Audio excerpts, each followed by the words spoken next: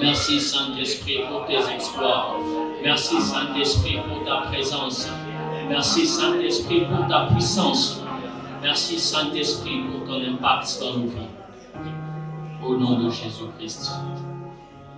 Seigneur, nous te bénissons pour ces instants, Seigneur. Merci pour ce temps. Merci pour cet atelier où tu permets de nous enseigner, de nous éclairer, de nous édifier. Ma prière ce soir est que l'esprit de la parole, l'esprit qui change des vies, l'esprit qui transforme des vies, l'esprit qui équipe, l'esprit qui brise le joug, nous visite encore ce soir. Alors que ton serviteur sera en train de parler, laisse, ô Père des grâces, que les vies soient remplies. David déclare qu'alors que Pierre était en train de parler dans la maison des Corneilles dans Acte 10, les personnes étaient remplies de l'esprit. Ils ont commencé à prophétiser et à parler en d'autres langues. Alors que je serai en train de parler de ces choses, je suis en train de prier Dieu, que des manifestations s'opèrent. Je suis en train de prier Dieu, que des manifestations s'opèrent. Je suis en train de prier Dieu, que des manifestations s'opèrent, parce qu'il s'agit d'opérer. Nous voulons opérer cet après-midi. Parce qu'il s'agit d'opérer. Nous voulons opérer cet après-midi dans les noms puissants de Jésus. Prends les contrôles de ces instants. Sens-toi libre, Saint-Esprit, en ces lieux. Nous sommes et nous serons tes protocoles. Tu peux commencer à la fin et finir au début. Tu peux commencer au milieu et finir à la fin. Sens-toi libre de nous utiliser encore ce soir pour bénir ton peuple. Dans les noms de Jésus-Christ. Amen. Est-ce qu'on peut acclamer le Seigneur? Alléluia. Est-ce que quelqu'un est content d'être au camp de prière internationale? On bénit le Seigneur pour sa grâce. Cet après-midi, nous allons parler d'un atelier sur le mystère du parler en langue. Avant d'aller plus loin, j'aimerais bénir le Seigneur pour la vie de tous les serviteurs de Dieu qui sont là au camp de prière international.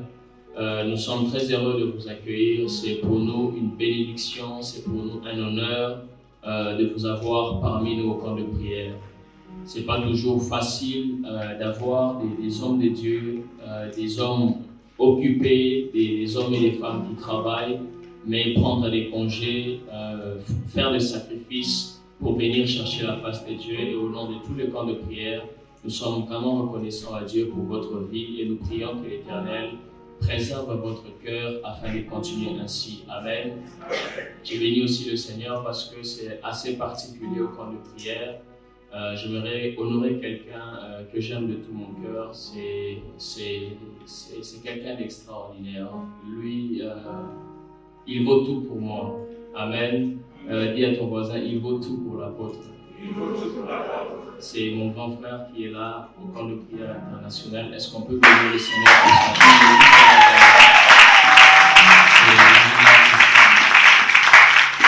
Alléluia. Depuis que nous avons commencé le camp de prière, même de loin, malgré qu'il n'avait pas le temps, il nous soutient toujours. Et parce qu'il a pris un congé, il a accepté d'être là. Et nous sommes vraiment reconnaissants à Dieu pour sa vie. Amen. Cet après-midi, nous allons parler du parler en langue. C'est vrai que c'est un sujet très important dans l'Église, dans le corps du Christ, mais aussi dans le monde spirituel, de comprendre et de maîtriser certains sujets, certaines notions. Alléluia. Je préfère qu'on commence par lire des textes et puis nous allons démarrer. Nous allons dans 1 Corinthiens 12 au premier verset. Nous allons lire quand même 5 à 6 textes pour nous permettre de bien parler de la part du Seigneur. Nous sommes dans le livre de Corinthiens.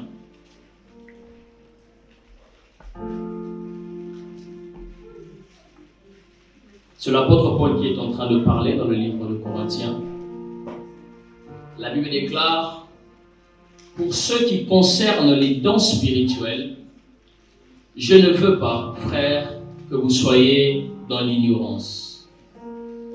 pour ce qui concerne les dons spirituels, je ne veux pas. Il y a d'autres versions qui disent que je refuse. Il y a d'autres versions qui disent que je vous interdis d'être ignorant en ce qui concerne les dons spirituels. Ici, l'apôtre Paul est en train de parler d'une église particulière, c'est l'église de Corinthe. L'église de Corinthe, c'est une église, c'est parmi les églises où il y avait beaucoup plus de bébés spirituels. C'est parmi les églises où il y avait plus des problèmes. C'est parmi les églises où il y avait plus des chrétiens charnels.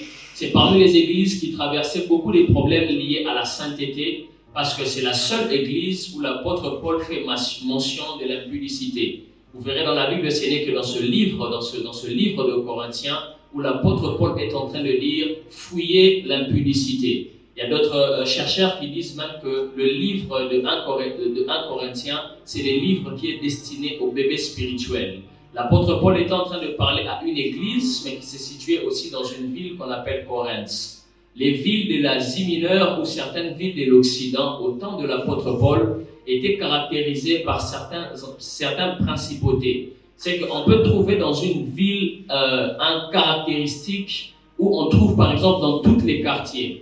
Et à Éphèse, par exemple, la particularité de Éphèse, c'est que c'était une ville où il y avait des entités maléfiques. Il y avait beaucoup plus des opérations sataniques qui s'opéraient à Éphèse. Et la ville de Corinthe, c'était une ville où il y avait beaucoup l'esprit des eaux. Il y avait beaucoup plus l'esprit de la prostitution. Il y avait même des termes qu'on utilisait lorsqu'on voyait une fille qui s'habillait mal. On disait, cette fille, c'est une Corinthe. C'est que lorsqu'on te traite d'une fille de Corinthe, on te traite de prostituée. Alléluia. C'est que Corinthe était une église problématique. Et lorsque l'apôtre Paul est en train de communiquer à cette église, il leur fait savoir que nous sommes dans un monde où les enjeux actuels ne sont pas seulement physiques. L'apôtre Paul est en train de leur interdire d'être ignorant. D'être ignorant en ce qui concerne les choses de l'esprit. L'apôtre Paul est en train de leur dire, je ne veux pas que vous soyez ignorants en ce qui concerne les dons spirituels. Et ce soir, je suis en train de prier Dieu que tu ne sois plus ou que tu ne sois pas ignorant en ce qui concerne les dons spirituels. Ma prière pour cet après-midi est que le Seigneur éclaire les vies. Ma prière pour cet après-midi est que le Seigneur t'apporte une lumière. Ma prière de cet après-midi est que le Seigneur te communique certains savoirs afin d'aller plus loin dans ta vie chrétienne. Alléluia. Et le deuxième texte, c'est toujours dans le même chapitre. Nous lisons le verset 7 à 11. La Bible déclare, « Or à chacun, selon la manifestation de l'Esprit est donnée pour l'utilité commune.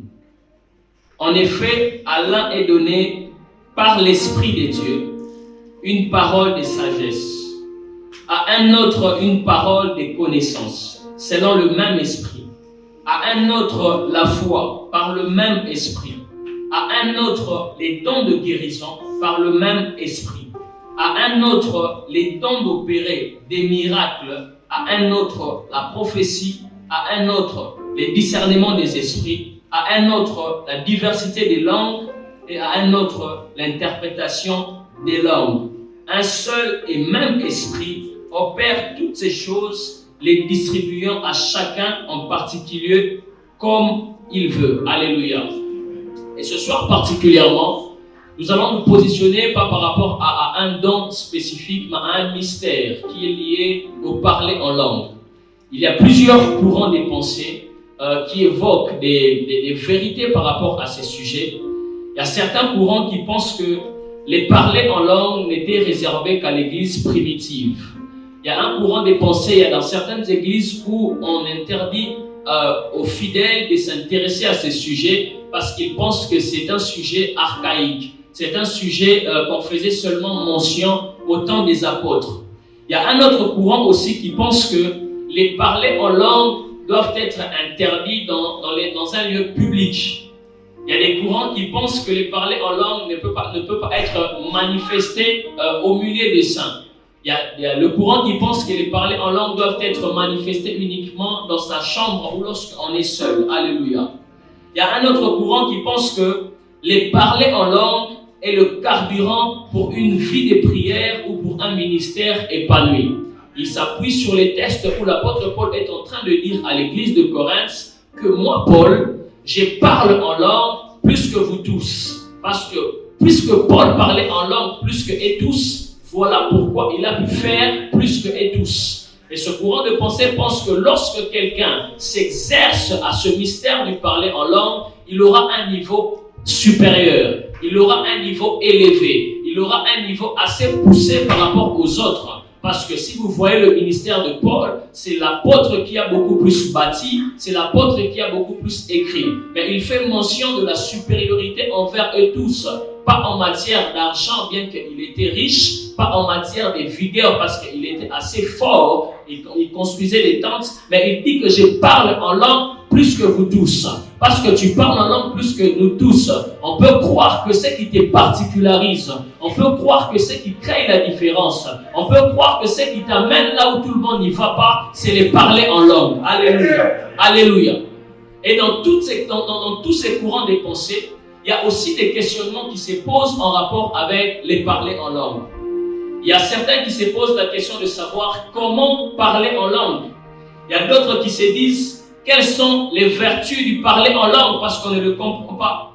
Il y a un courant aussi qui se pose la question comment interpréter les parler en langue. Est-ce qu'il faut toujours obligatoirement interpréter les langues? Alléluia.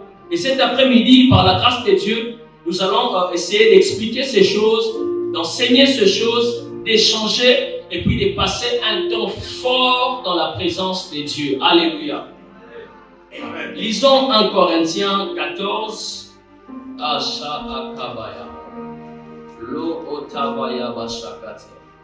Plaise à Dieu de nous faire du bien cet après-midi. 1 Corinthiens 14, 2 à 5. C'est toujours l'apôtre Paul qui est en train de parler à l'église de Corinthe. Il est en train de leur dire, en effet, celui qui parle en langue, il ne parle pas aux hommes, il est en train de parler à Dieu. Il y a d'autres versions qui disent qu'il dit des mystères à Dieu. Il y a certaines versions qui disent qu'il dit à Dieu des choses que lui-même il ne maîtrise pas. Il y a d'autres versions qui disent qu'il est en train de dire à Dieu des vérités qu'il ignore. Alléluia. Et Paul dit celui qui parle en langue, il ne parle pas aux hommes, mais il parle à Dieu car personne ne les comprend. Et c'est un esprit qui dit des mystères. Mais celui qui prophétise, au contraire, il parle aux hommes. Il les édifie, il les exhorte et il les console. Celui qui parle en langue, il s'édifie lui-même. Dis avec moi, s'édifie lui-même. S'édifier, c'est la capacité de s'alimenter. S'édifier, c'est la capacité de se nourrir. S'édifier, c'est la capacité de se charger. S'édifier, c'est la capacité d'ajouter ce qui manque.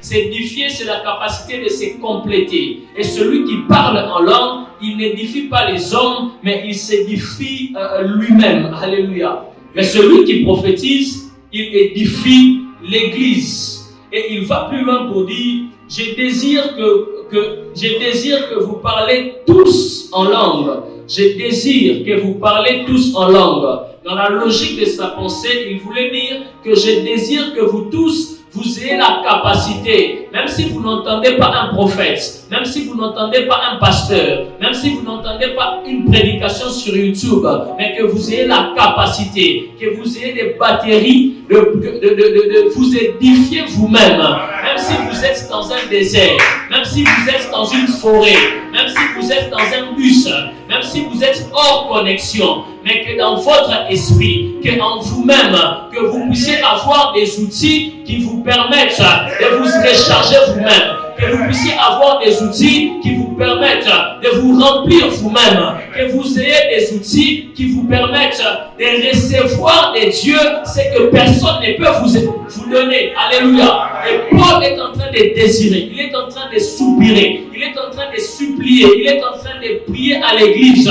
Je désire pas un seul, pas un pasteur, pas un ancien, pas un diacre, pas l'aîné, pas le cadet, pas un jeune homme, pas un adolescent, pas un père, pas un vieillard, mais que vous tous, c'est-à-dire que de l'enfant qui a un jour de naissance au vieillard qui a 99 ans de vie sur terre, que vous tous, vous puissiez vous édifier vous-même. Alléluia. Est-ce que je parle à quelqu'un?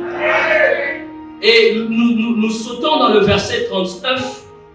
Le récit est en train de faire une comparaison entre la prophétie et les parler en langue. L'apôtre Paul est en train de différencier ces deux concepts, mais il est en train de mettre l'emphase sur la prophétie parce que il suppose que l'édification de l'Église, l'édification du corps est assez important. Il ne néglige pas les parler en langue, mais il est en train d'expliquer tout simplement un contexte. Parce qu'il était à l'Église, je pense que si Paul était en train de parler à une seule personne, il n'aurait pas employé ces termes. Cette épître est adressée à une église.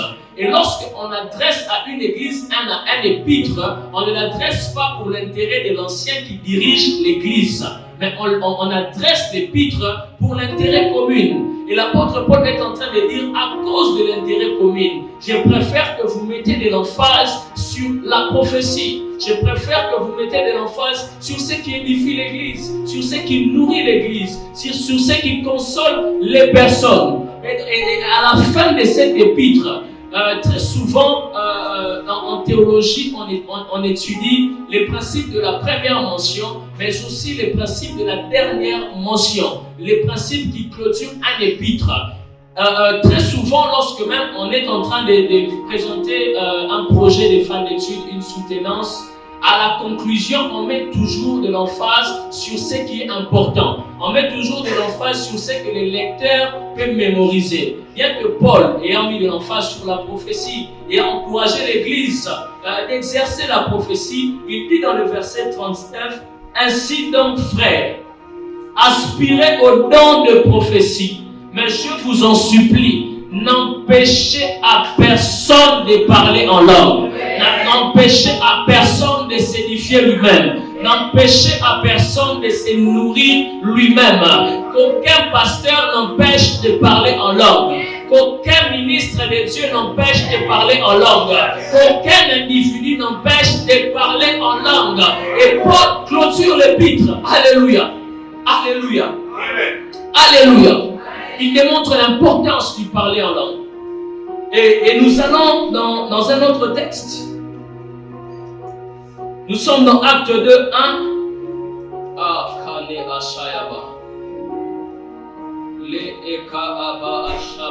Je sens la présence de Dieu en ces lieux. La Bible déclare, le jour de la Pentecôte, ils étaient tous ensemble dans un même lieu. Et tout d'un coup, il vient du ciel un bruit comme celui d'un vent impétueux. Et il remplit toute la maison où ils étaient assis. Des langues semblables à des langues de feu leur apparurent. La Bible dit que des langues leur apparurent. On ne fait pas mention de quoi les disciples étaient en train de prier ou de demander à Dieu, mais des langues leur apparurent. De manière spontanée, ils ont vu la manifestation des langues. Alléluia. Séparant les uns des autres.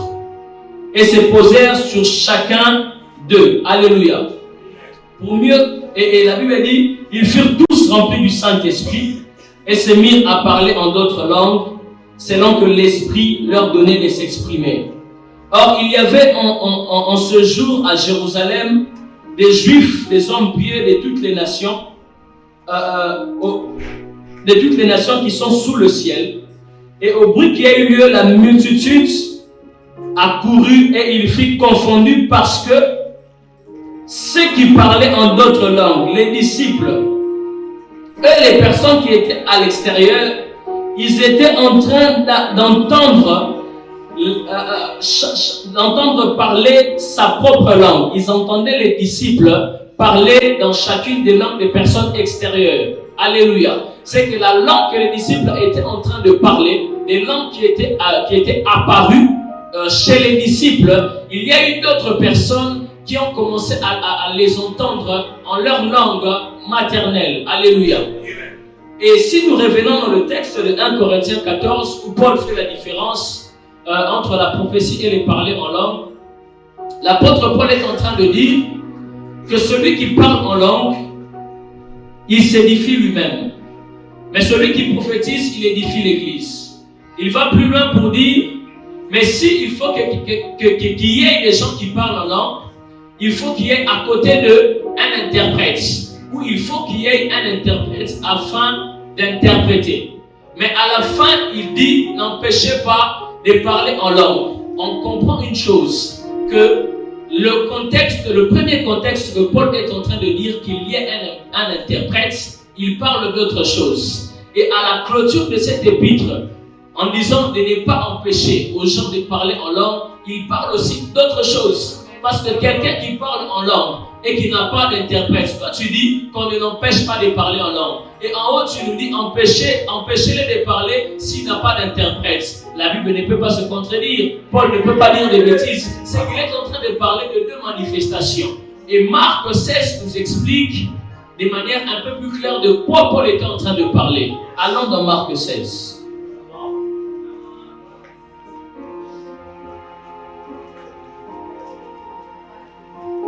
Nous sommes dans Marc 16, 15 à 17.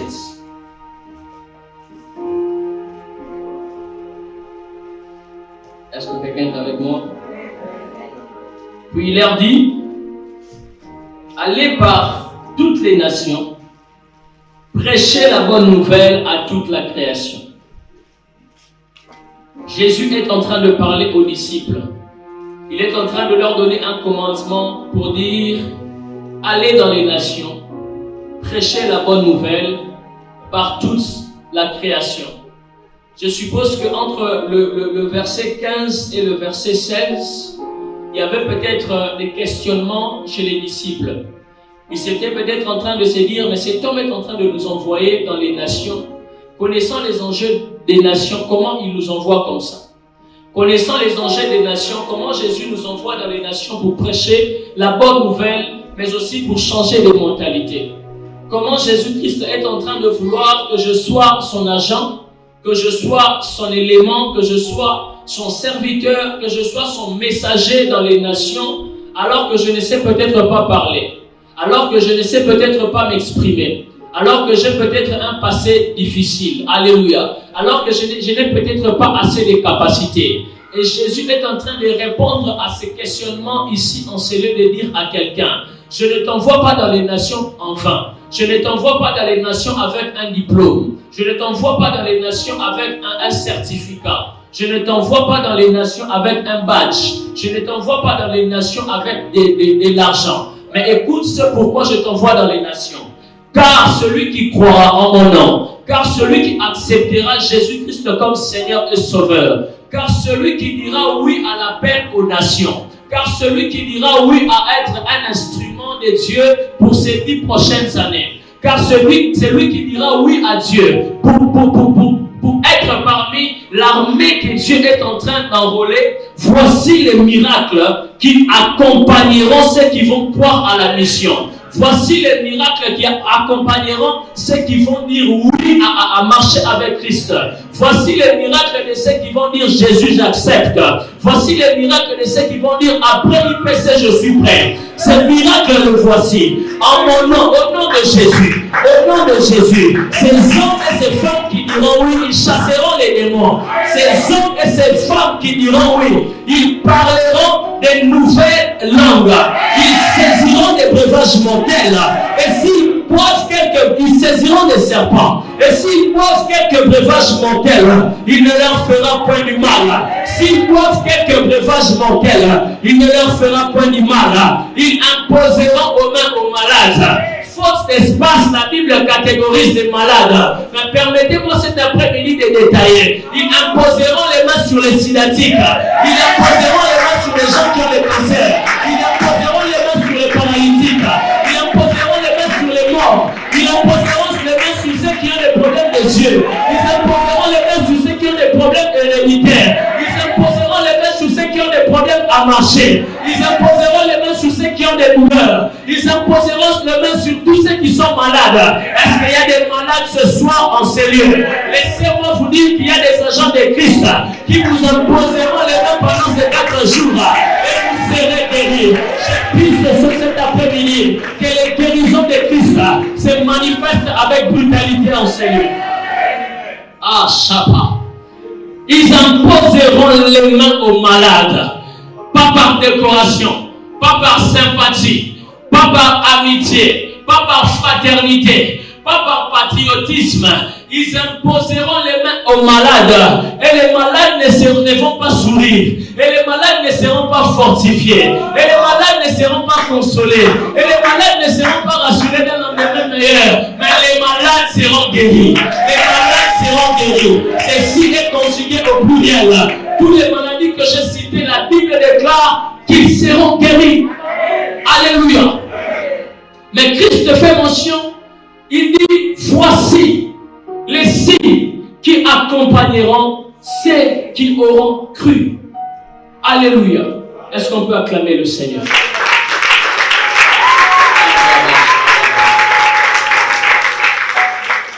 Avant d'aller plus loin dans mon message, dans cet atelier, il est important de savoir que tout ce qui est donné a une source.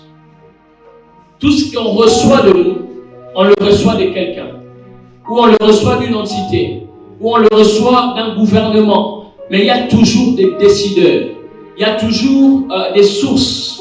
Et dans l'univers, il y a ce qu'on appelle l'impartition des dons. Dans l'univers, il y a ce qu'on appelle l'impartition des dons, c'est-à-dire les catégories de ceux qui donnent.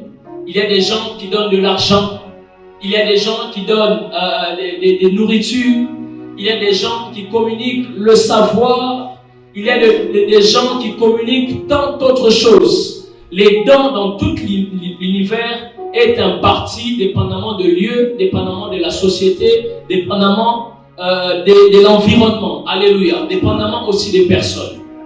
Et dans la Trinité des dieux, lorsqu'on parle de la Trinité, on parle du Père, du Fils et du Saint-Esprit. Et dans la Trinité des dieux, il y a aussi une certaine impartition des dons. Il y a des choses que le Père donne, il y a des choses que le Fils donne, et il y a aussi des choses que l'Esprit donne. Alléluia. La création et les dons du Père. La Bible déclare dans Genèse qu'au commencement, c'est le Père, Dieu, qui créa les cieux et la terre. Alléluia. Et l'apôtre Paul est en train de faire mention des 5 ministères. Il est en train de faire mention des prophètes, des apôtres, des docteurs, des évangélistes et des pasteurs. Il est en train de dire que c'est des dons que Christ Jésus a fait à l'Église. Alléluia. Et le Saint-Esprit a aussi des choses qu'il a données à l'Église et à des saints, en l'occurrence les dons spirituels. Alléluia. Alléluia. Les dons spirituels sont les dons de l'Esprit. Les dons spirituels ne sont pas les dons de Christ. Les dons spirituels ne sont pas les dons du Père. Les dons spirituels, c'est les dons de l'Esprit. Alléluia. Et dans le texte que nous venons de lire, le premier texte que nous avons lu dans le livre de Corinthiens, l'apôtre Paul est en train de dire à l'église de Corinthe que je ne veux pas, dans l'impartition des grâces, je ne veux pas que vous soyez ignorants des dons spirituels. Alléluia. L'auteur du livre de Hébreux est en train de dire que les choses visibles tirent l'origine de l'invisible. Les dons spirituels n'est autre que les grâces miraculeuses que l'Esprit communique. Lorsqu'on parle des dons spirituels, on parle des dons de tout ce qui touche au surnaturel. Lorsqu'on parle des dons spirituels, on fait allusion de tout ce qui touche au monde invisible. Lorsqu'on parle des dons spirituels, on fait allusion de tout ce qui touche au-delà de la capacité humaine. Alléluia. Et l'apôtre Paul est en train de dire à cette église, je ne veux pas, s'il vous plaît, que vous soyez ignorants. En ces temps de la fin, où nous ne combattons pas contre la chair et les sangs, où nous ne combattons pas contre les princes de ces mondes, mais nous combattons contre les principautés, nous combattons contre les esprits méchants, nous combattons contre les princes de l'air. Je ne veux pas que vous soyez ignorants en ce qui concerne les dons spirituels. La particularité des dons spirituels, c'est que c'est des capacités que Dieu donne. Les dons spirituels, ce n'est pas un portrait. Les dons spirituels, ce n'est pas un certificat. Les dons spirituels, ce n'est pas un mérite. Les dons spirituels, ce n'est pas une couronne que Dieu donne. Mais les dons spirituels, c'est une capacité. Dis avec moi, une capacité. Les dons spirituels, c'est une capacité que Dieu donne. Je suis en train de prier cet après-midi que les dieux des cieux puissent accorder à chacun d'entre nous les capacités du ciel, qui accordent à chacun d'entre nous, dépendamment des challenges de ta vie, dépendamment des challenges de ta famille, dépendamment des combats que tu es. Il y a des familles en cette période qui doivent être en prière parce qu'il y a des gens qui meurent. Il y a des familles qui traversent des cycles. Il y a des entités spirituelles qui ont déclaré des choses sur les familles. Que dans ta famille, personne ne va se marier. Dans ta famille, si tu te maries, tu n'auras pas d'enfants. Dans ta famille, les enfantements seront compliqués. Dans ta famille, les gens n'iront pas loin. Dans ta famille, les gens seront alcooliques. Dans ta famille, les gens seront impudiques. Et ces choses se décident dans le monde spirituel. Il faut maintenant que tu aies accès. Il faut maintenant que tu aies la clé. Il faut maintenant que tu aies la capacité. La capacité qui te permet de déverrouiller là où les esprits méchants avaient verrouillé. La capacité qui te permet de verrouiller là où les esprits méchants avaient déverrouillé. Et cette capacité provient des dons spirituels. Alléluia. Tu ne peux pas vaincre tous les jours les combats liés aux finances. Tu ne peux pas vaincre tous les jours les combats liés à la sanctification. Tu ne peux pas vaincre tous les jours les combats liés à la maladie, les combats liés à des accidents, sans avoir les dons spirituels. Alléluia. Nous sommes dans un temps où Jésus revient bientôt. Nous sommes dans un temps où Jésus est en train de revenir bientôt. Nous sommes dans un temps de turbulence. L'auteur du livre d'Apocalypse est en train de dire: malheur à vous terre, car le diable est descendu avec pas une petite colère. Le diable est descendu pas avec une moyenne colère, mais il est descendu avec une grande colère. Alléluia. Alléluia. Si la colère des Philistins ont troué les yeux de Samson. Alléluia. Si la colère de la femme du Pharaon l'a poussé à mettre Joseph en prison. Alléluia. Si la colère de Satan l'a poussé même à tenter Jésus, qu'est-ce que la grande colère de Satan peut faire à David? Alléluia. Alléluia. Alléluia. Et Paul est en train de dire: je ne veux pas aimer Dieu, priez, sanctifiez-vous, donnez des dîmes, soyez présents à l'église, grandissez chaque année, grandissez chaque jour. Mais en ce qui concerne les dons spirituels, ne soyez pas ignorants. Ne soyez pas ignorants. Ne soyez pas ignorants. Parce que Paul était en train de leur dire ça. Pourquoi? Car la Bible déclare que les peuples meurent à cause de l'ignorance. L'ignorance ne rend pas malade. L'ignorance ne gare pas. L'ignorance ne corrompt pas. Mais l'ignorance tue. Alléluia. Et Paul est en train de leur dire: ne mourrez pas. Ne mourrez pas. Mais ayez la compréhension. Ayez la connaissance. Ayez le désir des choses d'en haut. Des choses spirituelles.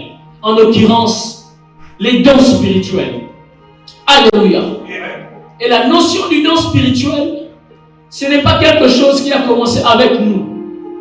Ce n'est pas quelque chose qui a commencé avec l'église primitive. Mais les dons spirituels ont commencé depuis l'Ancien Testament.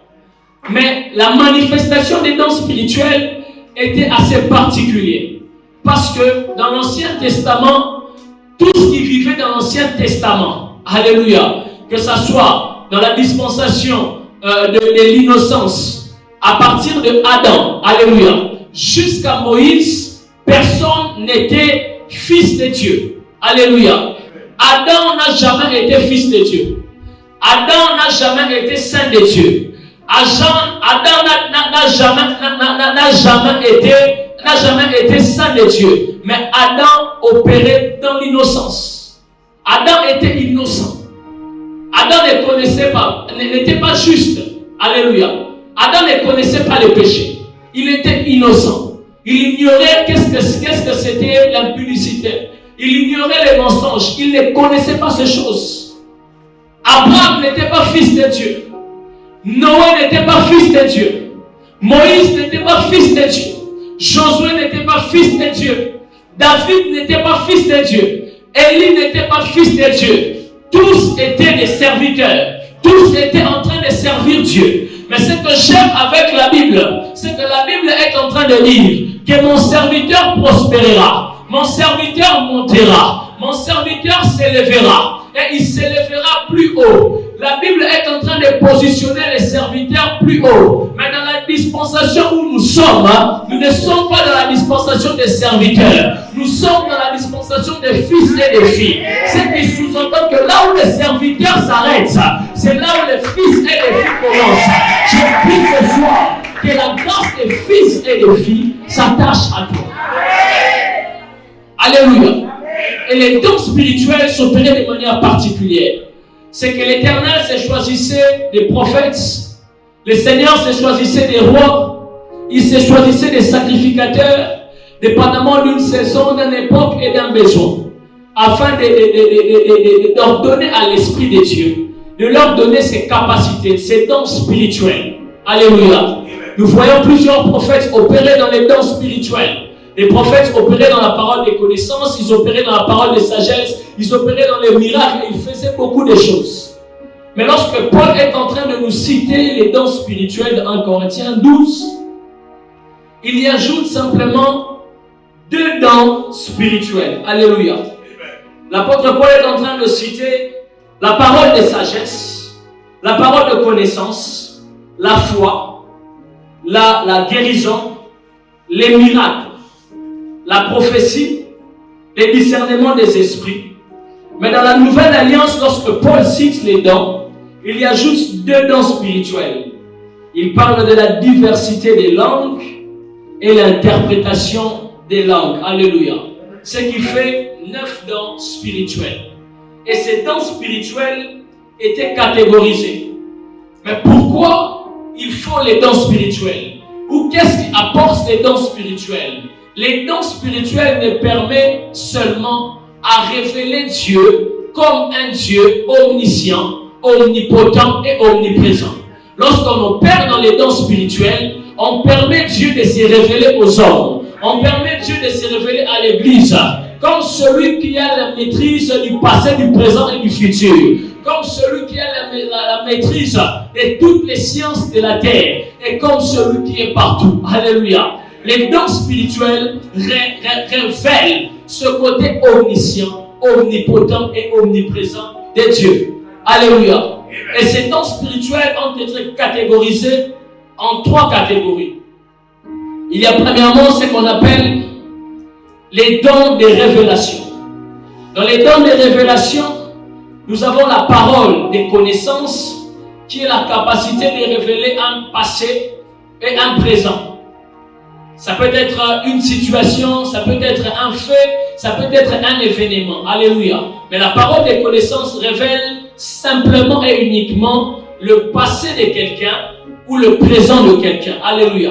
Et il y a la parole de sagesse. La parole de sagesse n'est pas un conseil. Alléluia. La parole de sagesse n'est pas une situation. Lorsque quelqu'un opère dans la parole de sagesse, il est en train de communiquer une pensée, mais dans un but de trouver une solution. Alléluia. Un conseil peut marcher avec tout le monde, mais avec toi, ça ne marche pas. Une suggestion peut marcher avec tout le monde, mais avec toi, ça ne marche pas. On peut peut-être te dire qu'il y a un homme dans ces quartiers qui maîtrise très bien les démarches de papier. Il a déjà fait pour Patrick, il a déjà fait pour Olivier, il a déjà fait pour Trifène. Mais avec toi, il échoue parce qu'il n'opère pas dans la parole de sagesse. Alléluia. Mais lorsque quelqu'un opère dans la parole de sagesse comme Joseph, il est en train d'expliquer les saisons, il est en train d'expliquer les temps, mais dans un seul but, que la solution soit trouvée. Alléluia. Alléluia. Et il y a aussi ce qu'on appelle les discernements des esprits. Alléluia. Les discernements des esprits, le milieu chrétien l'a donné seulement une connotation aux esprits méchants. Alléluia. Les discernements des esprits est beaucoup plus large que ce qu'on pense le discernement des esprits.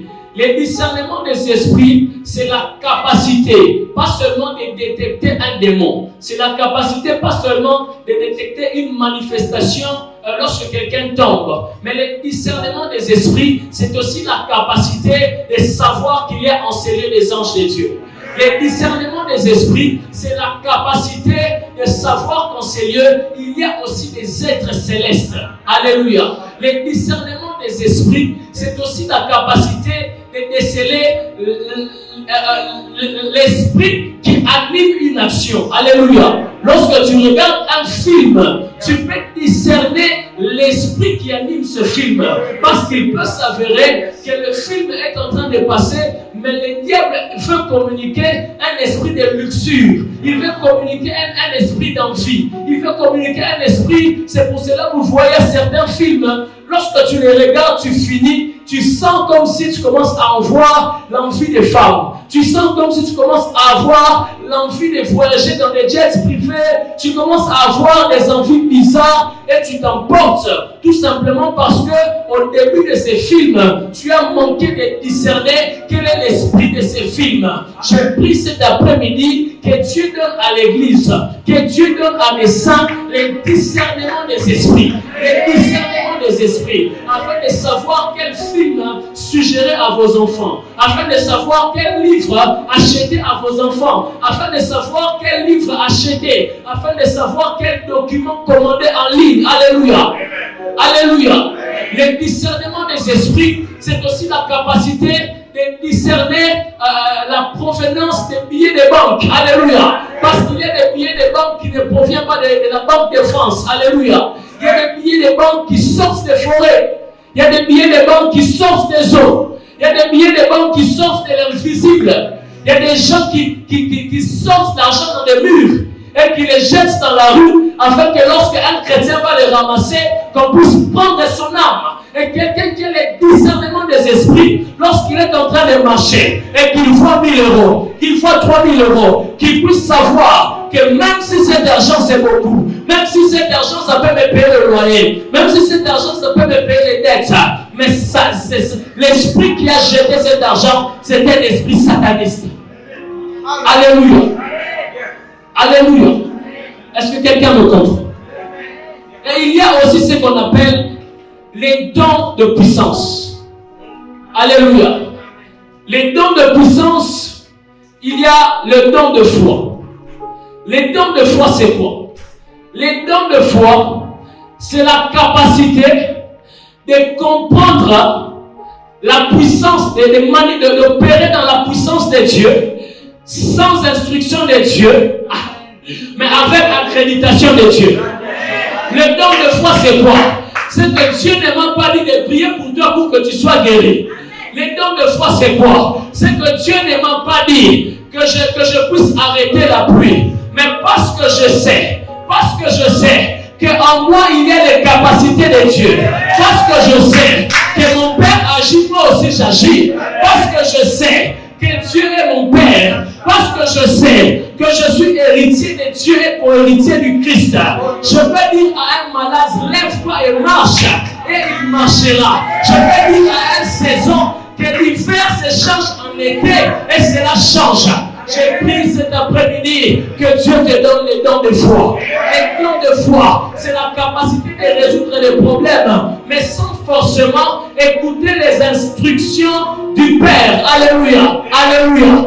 Lorsque tu es en train de rentrer chez toi à la maison et que tu habites le 2e étage et que tu as un enfant qui a 10, 15, 17 ans, cet enfant sait que là on est en train d'aller, je ne peux même pas demander à mon père, papa, conduis-moi dans les escaliers. Et papa ne peut pas aussi te dire, mon enfant, viens, je te conduis dans l'escalier. C'est que le père sait que cet enfant va monter ces escaliers, il va arriver à la maison. L'enfant aussi sait que mon père m'a élevé, m'a très bien éduqué, et je peux facilement par moi-même monter dans ces escaliers. Quelqu'un qui opère dans les dons de foi, il sait que Dieu m'a tout donné. Il sait que Dieu m'a donné ses capacités. C'est qu'à la place de demander à Dieu, je déclare que l'on doit faire selon ta foi. À la place de demander à Dieu, j'annonce que l'année prochaine, à la même période, tu auras un enfant. Alléluia. Ça, c'est les dons de feu. Et il y a aussi, il y a un mouvement de l'esprit qui va commencer.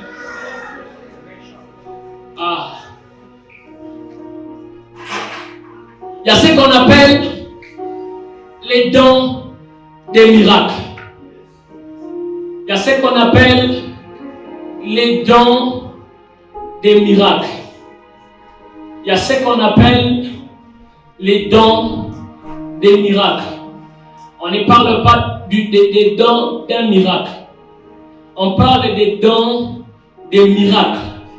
On parle des dons des miracles. Alléluia. Il y a une différence entre les signes, les prodiges et les miracles. Alléluia. Les signes, c'est des manifestations qui authentifient la présence de Dieu. Les signes, c'est des manifestations qui démontrent que Dieu est là. On peut être dans une réunion et je sens même des signes se manifester cet après-midi. Des signes ne servent pas forcément à une utilité. Des signes veulent simplement dire que je suis avec vous. Des signes veulent simplement dire que là où vous êtes, je suis là. Voilà pourquoi vous voyez dans des réunions de l'huile apparaître dans les mains. Voilà pourquoi vous voyez dans des réunions une lumière frapper. Cette lumière ne nous donne pas la vie. Cette lumière ne nous donne pas grand-chose. Mais cette lumière nous démontre simplement que le Dieu du surnaturel est dans la zone. Que le Dieu du surnaturel est dans les lieux. Que le Dieu du surnaturel est en ces lieux. Alléluia. Et les prodiges, c'est des manifestations qui dépendent simplement des dieux, mais afin d'étonner les hommes. Alléluia. Les prodiges, c'est les opérations qui ne font pas intervenir l'homme. Lorsqu'on parle d'un prodige, on parle d'exclusivité de Dieu. Alléluia. Les prodiges, c'est une exclusivité. C'est quelque chose que tu n'as pas réfléchi. C'est quelque chose que tu n'as pas pensé. C'est quelque chose qui n'était jamais venu à l'esprit. Mais que Dieu décide par sa souveraineté de les manifester. Alléluia. Et lorsqu'on parle des miracles, lorsqu'on parle des dons des miracles, on fait toujours allusion d'un partenariat de celui qui possède les miracles et de celui qui opère les miracles. Lorsqu'on parle des miracles, on démontre la manifestation de la puissance de Dieu au travers des noms. Alléluia. Et ceux qui opèrent dans les dons des miracles ne sont pas ordinaires. Ceux qui opèrent dans les dons des miracles sont des hommes et des femmes qui font des miracles à leur quotidien. Ceux qui opèrent dans les dons des miracles n'ont pas forcément besoin de prier. Alléluia. Ceux qui opèrent dans les dons des miracles, ils ont une certaine facilité de résoudre un problème de manière surnaturelle. Alléluia. Mais il y a aussi ce qu'on appelle les guérisons. Il y a une connotation dans les milieux chrétiens où on peut se poser la question de dire pourquoi parler des miracles et des guérisons différemment, parce que la guérison c'est aussi un miracle. Mais lorsqu'on parle des miracles, on ne parle pas seulement de la maladie. On parle aussi de la capacité où tu n'avais rien. À 7h et à 7h01, quelqu'un frappe à ta porte et te dit « Monsieur, j'ai un courrier pour vous ». Lorsqu'on parle du don des miracles, on parle aussi de la capacité d'une résolution rapide d'un problème familial, d'un problème administratif, d'un problème scolaire, de toutes sortes de problèmes. Alléluia. Mais lorsqu'on parle de guérison, on touche simplement à des anomalies liées au corps, à l'âme ou à l'esprit. Parce que celui qui a les dons de guérison, il ne guérit pas seulement les manifestations extérieures, mais il guérit aussi les problèmes de l'âme. Il guérit aussi les problèmes de ceux qui ont des cœurs blessés. Il guérit aussi les problèmes de l'esprit. Alléluia. Amen. Alléluia. Amen. Est-ce que je peux avancer? Amen. Et il y a une troisième catégorie qu'on appelle les dons d'inspiration. Dans les dons d'inspiration, on a les dons de la prophétie. les dons que l'apôtre Paul est en train de dire à l'Église, de mettre en avant. La prophétie a une connotation positive. Alléluia. Lorsque quelqu'un est en train de te dire que je suis en train de voir un accident dans 2 jours, cette personne, il n'est pas en train de prophétiser, mais il est en train de communiquer une vision. Alléluia. La prophétie a une connotation positive. La prophétie, c'est pour exhorter, c'est pour consoler, c'est pour encourager. Lorsque quelqu'un prophétise, il est en train d'annoncer une bonne nouvelle. Alléluia. Certaines personnes disent, mais comment il est en train de prophétiser, mais il donne de mauvaises nouvelles. Je vois la mort, je vois... Non, ce n'est pas un faux prophète. Là, il est en train de communiquer une vision qu'il reçoit de la part du Dieu qui connaît le passé, le présent et le futur. Mais lorsqu'on prophétise de la part de Dieu, on te donne une bonne nouvelle. Une bonne nouvelle qui bâtit ta foi.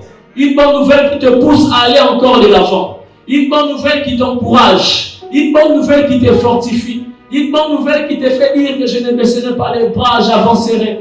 Une bonne nouvelle qui te fait dire que je dois le faire parce que Dieu me connaît. Parce que Dieu m'aime. Et très souvent, cette prophétie s'accompagne avec la parole de connaissance où on peut te dire que je suis en train de voir que tu es né en mars le 15 en 1993, mais le Seigneur prévoit faire X ou Y. C'est aussi une manière de Dieu de te dire qu'il te connaît, mais aussi il a des projets pour toi. Alléluia. Et il y a aussi ce qu'on appelle la diversité des langues et l'interprétation des langues. Et c'est ça qui nous intéresse cet après-midi. Alléluia. Est-ce que je peux avancer? Amen.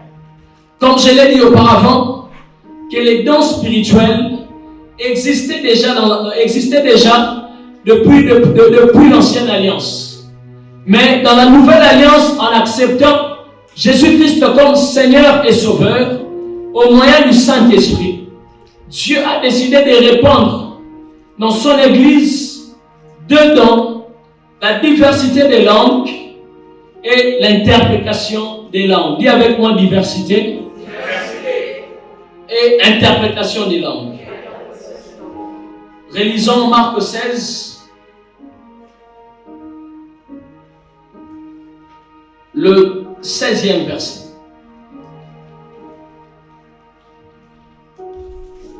La Bible déclare, non, 17e verset. Voici les signes qui accompagneront ceux qui auront cru.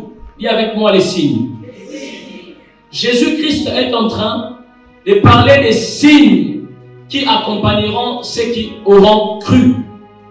Et en parlant de ces signes, il dit ils parleront des nouvelles langues. Mais l'apôtre Paul dans Corinthiens, il est en train de parler des dons. Alléluia. Pas les dons de Christ, mais les dons de l'Esprit de Dieu. Jésus est en train de dire que ces signes ne dépendent pas du Saint-Esprit. Ces signes dépendent de moi. Ces signes dépendent de ceux qui m'ont accepté. Alléluia. Et Paul est en train de parler des dons de l'Esprit. En parlant de l'impartition, nous avons dit qu'il y a les dons du Père, les dons du Fils et les dons de l'Esprit. Alléluia. Est-ce que je peux maintenant commencer mon message? La première information à noter par rapport à ces thèmes, c'est qu'il y a une différence. Il y a une différence entre la diversité des langues, l'interprétation des langues et les signes du parler en langue. Alléluia. Il y a une différence entre la diversité des langues, l'interprétation des langues et les signes du parler en langue. La Bible est en train de dire dans Marc 16, voici les signes qui accompagneront ceux qui auront cru. Le signe en grec veut aussi dire siméa. Siméa qui a le même sens et symptôme. Lorsque vous croyez en Jésus, il y a des symptômes. S'il y a des symptômes pour la malaria, s'il y a des symptômes pour la grippe, s'il y a des symptômes pour le sida, s'il y a des symptômes pour la gastro, il y a aussi des symptômes pour ceux qui ont accepté Jésus. Il y a aussi des symptômes qui nous permettent de voir de près ou de loin que cet homme, cette femme a accepté Jésus. Voilà pourquoi Pierre, on pouvait facilement voir en lui, pas par l'esprit, mais simplement les symptômes, et de dire que cet homme Pierre, on a l'impression comme si il fait partie de cela, parce que Pierre avait les symptômes de Christ. Alléluia. À moins que tu ne sois pas malade de Jésus. Tous les malades de Jésus ont des symptômes de Jésus. Tous ceux qui ont accepté Jésus ont des symptômes de Jésus. Tous ceux qui ont accepté Jésus ont des signes qui les accompagnent. Alléluia. Et la manifestation des symptômes aussi dépend du degré de la maladie. Dépend de la fréquence de la maladie. Dépend de où tu te trouves, dans quel cycle tu es dans cette maladie. Voilà pourquoi vous voyez certains manifester d'autres signes que certains ne manifestent pas. Parce qu'il y a les uns qui ont atteint certaines phases de maladie de Jésus, qui ont atteint certaines phases de folie de Jésus, qui ont atteint certaines phases de migraine de Jésus, qui ont atteint certaines phases de mal à l'aise de Jésus, qui ont atteint certaines phases de la folie de Jésus, qui leur permet de manifester plus que les autres. Alléluia. Alléluia. Alléluia. Alléluia. Alléluia. C'est quoi les dons de diversité des langues? Alléluia. Est-ce que quelqu'un peut dire avec moi merci Saint-Esprit? Les dons spirituels de diversité des langues, elles se manifestent de manière spontanée par l'Esprit. Alléluia. Les dons spirituels se manifestent de manière spontanée par les dons spirituels de diversité. Elles se manifestent de manière spontanée par l'Esprit. Mais les signes du parler en langue, elle n'est pas manifestée de manière spontanée. Les signes du parler en langue, lorsque ces signes t'affectent, tu peux être en train de dormir et te réveiller en pleine nuit et sortir la première phrase. Sachez que ta apa ashikete. Kota et kabi takatono moshaba. Les signes de parler en langue, c'est un signe qui se manifeste de manière perpétuelle. Ça peut se manifester le matin, ça peut se manifester à midi, ça peut se manifester le soir. Alléluia. Alléluia. C'est un signe qui se manifeste de manière continuelle.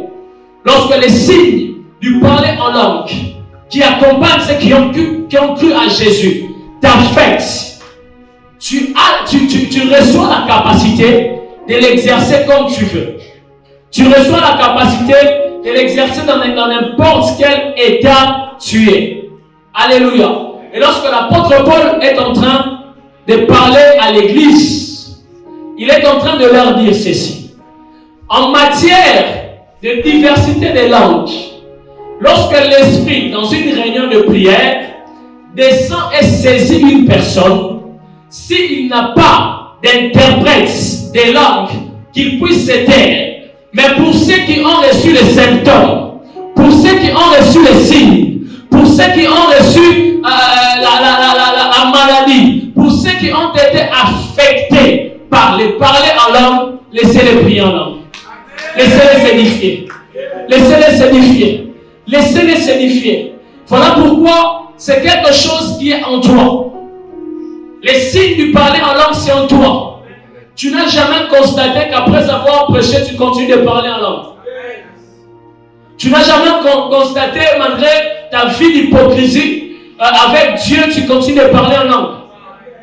Tu n'as jamais constaté qu'après avoir eu quelqu'un au téléphone, tu es dans ta chambre, oui, non, je suis dans le métro. Tu raccroches le téléphone, tu n'as jamais constaté cela.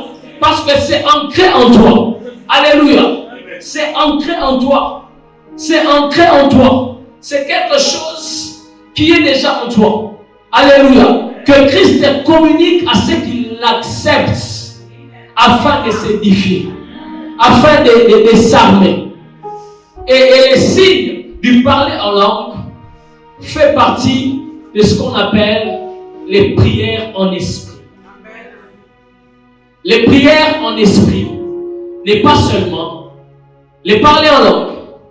Les parler en langue fait partie des prières en esprit. La Bible déclare qu'alors qu'Israël était dans le combat, Moïse n'a pas ouvert sa bouche, mais il a simplement élevé ses deux mains. Il a simplement élevé ses deux mains. Et le peuple était en train de vaincre parce que Moïse n'avait pas élevé les mains, mais Moïse était en train de prier en esprit. Alléluia. Alléluia. Il est écrit que lorsque Anne est allée dans le temple, Anne n'était pas en train de parler. Anne n'était pas en train de chanter, mais il était en train de soupirer. Les soupirs fait partie des prières en esprit. Tu peux voir quelqu'un il ne parle pas en langue, mais il est seulement en train de dire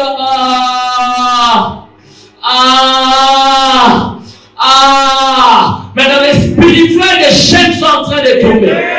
Dans les spirituels, des anges sont en train de se libérer. Parce que cette personne a atteint la dimension de l'esprit. Alléluia. Et Paul est en train de dire, faites toutes sortes de prières par l'esprit. Alléluia. Alléluia. Alléluia. Et quand tu crois au Seigneur Jésus, les signes du parler en langue, c'est comme une carte mémoire que Jésus vient déposer. Alléluia. C'est comme une carte mémoire que Jésus dépose dans ton esprit afin de pouvoir l'exercer. Mais il te donne assez de gigas dépendamment de comment tu règles ton intimité avec lui. C'est pour cela que tu verras des gens, lorsque ces signes la fête, il prie en langue, mais il est seulement dans les parce que la carte mémoire déposée dans son esprit n'a pas encore beaucoup d'informations liées à la personne de Jésus, mais aussi au monde spirituel. Mais plus tu avances avec Dieu, tu sens que ces signes-là commencent à varier. Tu sens que là où tu parlais les plus tu avances avec Jésus, tu entres dans les maçons prakaya, les katou tapé kashikanaya, lushi ako ketaïga bayabaya, il katou shabaya. Est-ce qu'on peut prier alors 30 secondes? Les ashubaya, kentarabasha, il katou tapaya, il sheta kupaya, akito babita, il kadosha.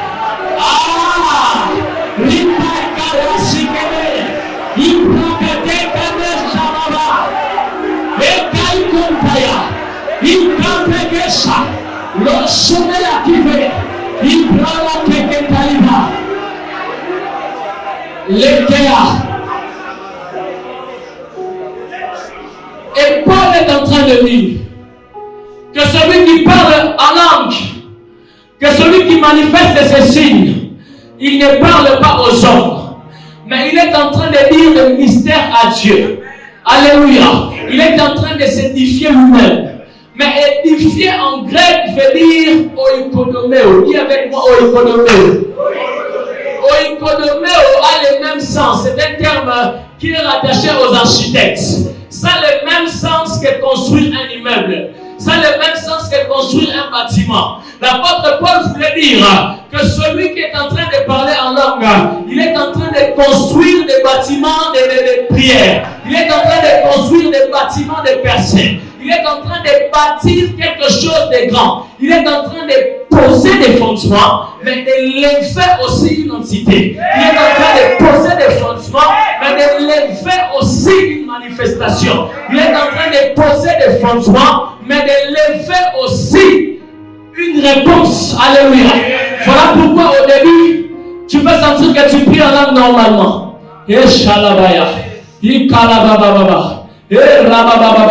Là, tu es encore dans la fondation. Là, plus tu es en train de monter, tu sens Ekeke, Atubaga, Ikakabe, Ishabega, Rapakababa. Là, tu atteins déjà les fenêtres. Tu sens qu'à un moment, tu t'en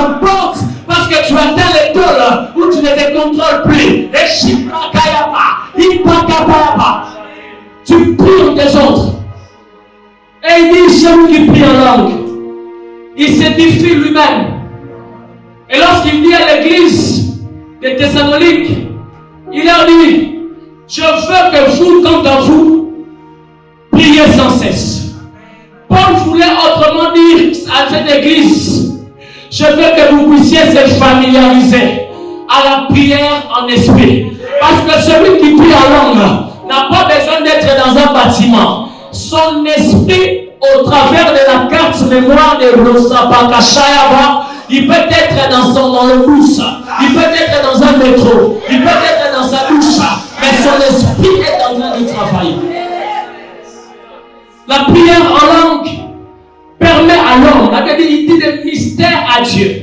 Il y a d'autres versions qui disent qu'il dit à Dieu des vérités qu'il ignore.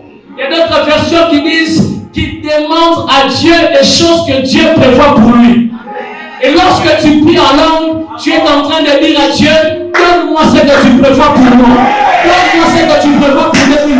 Donne-moi ce que tu prévois pour les décennies. Donne-moi ce que tu prévois pour les 10 prochaines années. C'est pour cela que je prie à l'église que tu passes plus de temps à demander à Dieu, donne-moi ce que tu prévois pour moi. Je ne connais pas ce que janvier me réserve. Je ne connais pas ce que février me réserve.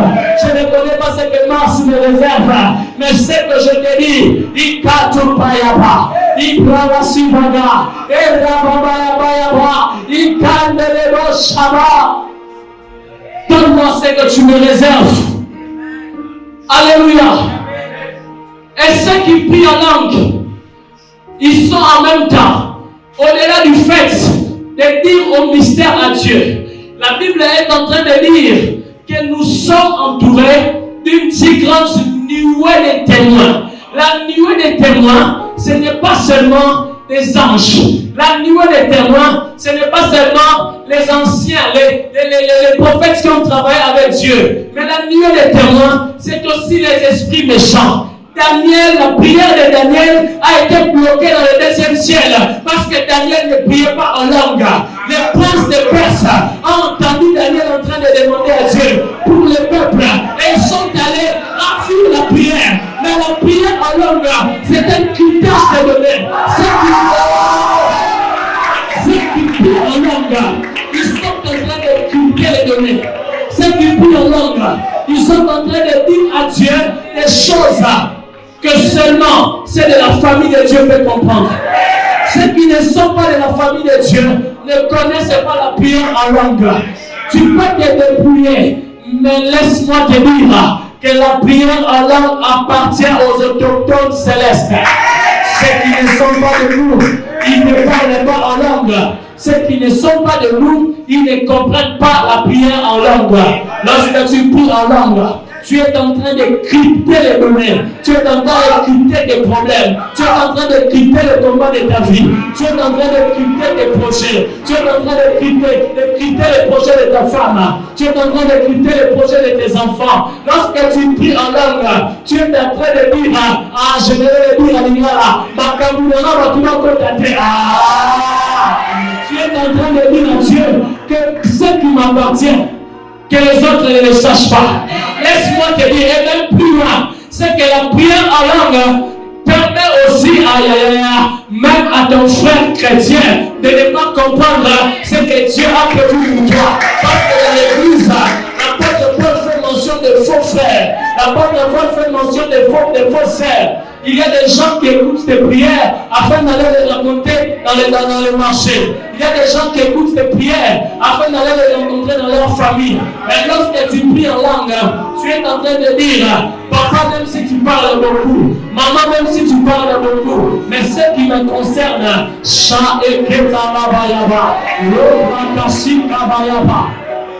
alléluia. La prière en langue, tu es en train de crypter les données.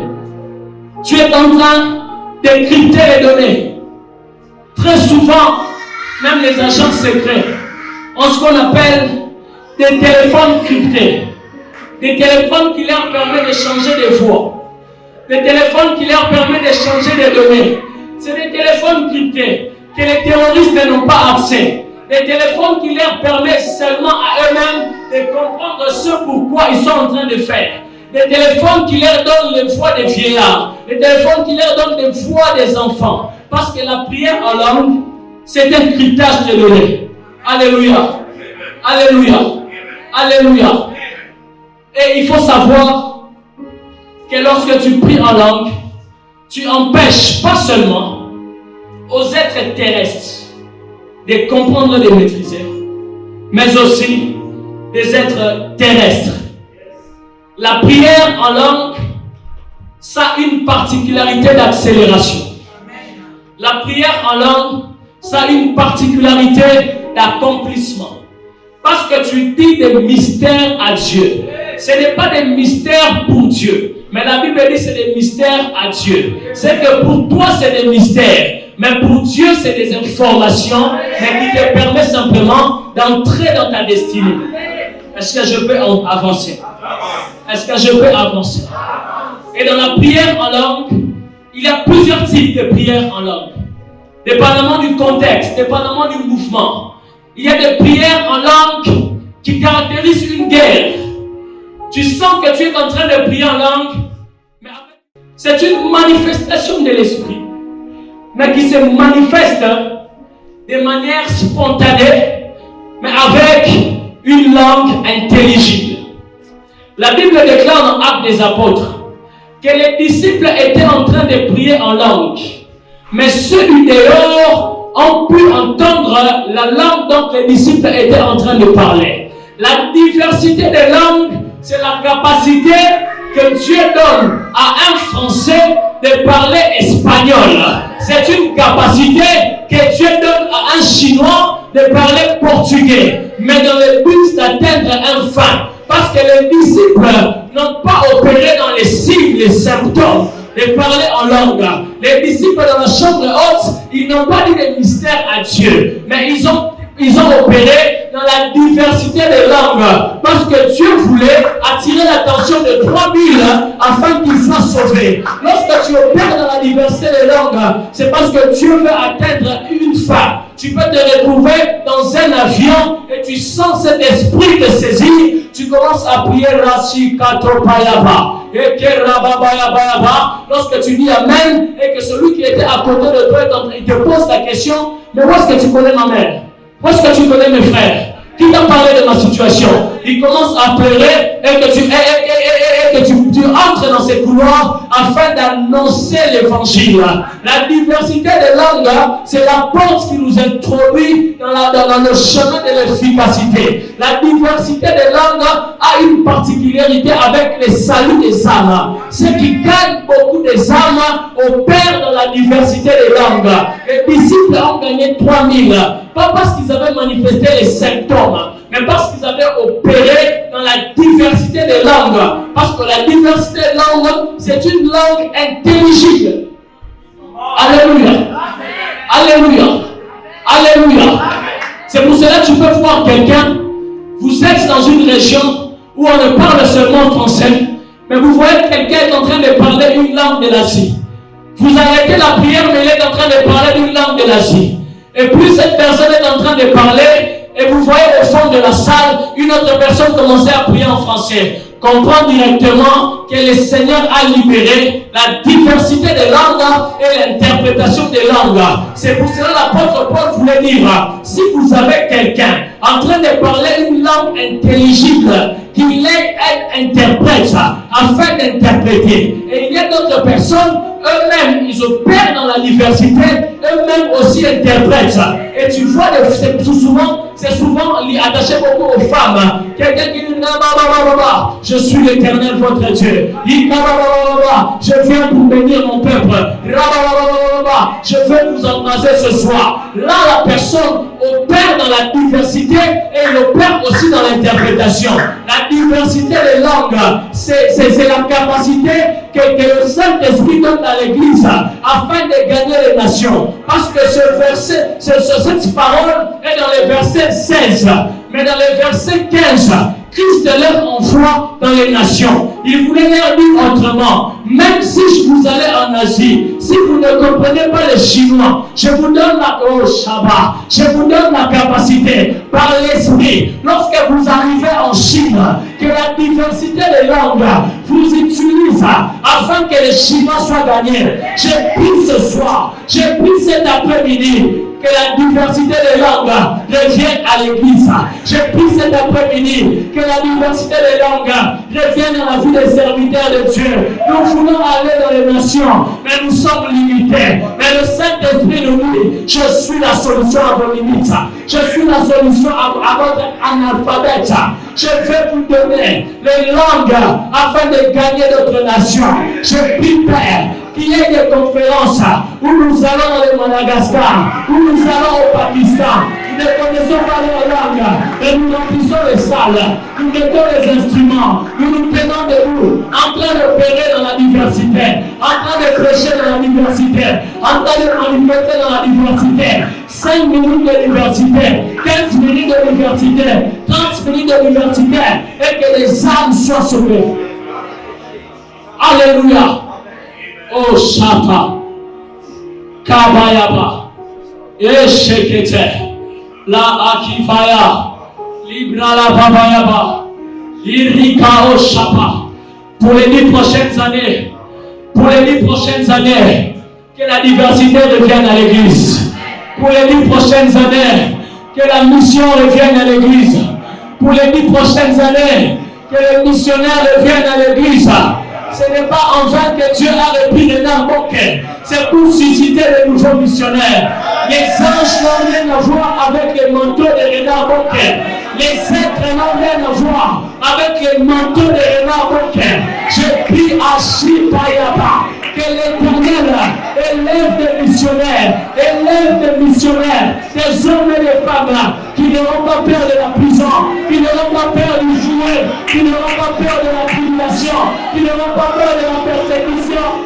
Mais les hommes et les femmes, des hommes et des femmes qui vont opérer dans la diversité,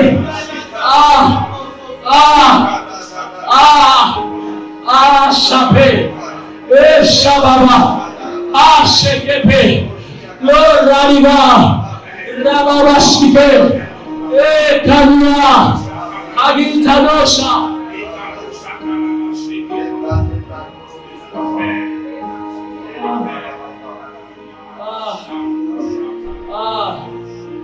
Shababasha, le Rababa Shaba, Rababa Shabayaba, Rababa Shekte.